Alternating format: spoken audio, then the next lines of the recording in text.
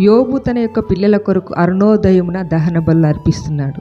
ఒక తండ్రిగా నీ పిల్లల కొరకు ఉదయకాలము ప్రార్థన చేస్తున్నావా? ఉదయకాలము నీ పిల్లలతో నువ్వు కలిసి దేవుని ఆరాధిస్తున్నావా? దేవుని సన్నిధిలో పిల్లలకు వాక్యాన్ని బోధిస్తున్నావా? ఒక స్త్రీగా తన ఇంటి వారి యొక్క నడతను బాగుగా కనిపెట్టునని వాక్యం సెలవిస్తుంది. స్త్రీగా జ్ఞానవంతురాలు తన ఇల్లు కట్టును. నీ ఇంటి వారి, నీ కుటుంబం కొరకు, నీ పిల్లల కొరకు, నీ యొక్క భర్త కొరకు రోజు ప్రార్థన చేసే ఒక ప్రార్థన యోధురాలుగా, ఒక స్త్రీగా, తల్లిగా, భార్యగా ఉన్నావా?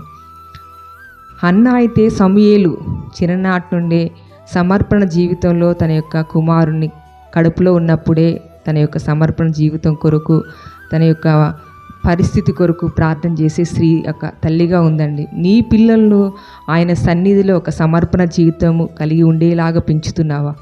ఎవరైతే తల్లిదండ్రులు పిల్లలు కొరకు భారం కలిగి ప్రార్థన చేస్తారో దేవుడు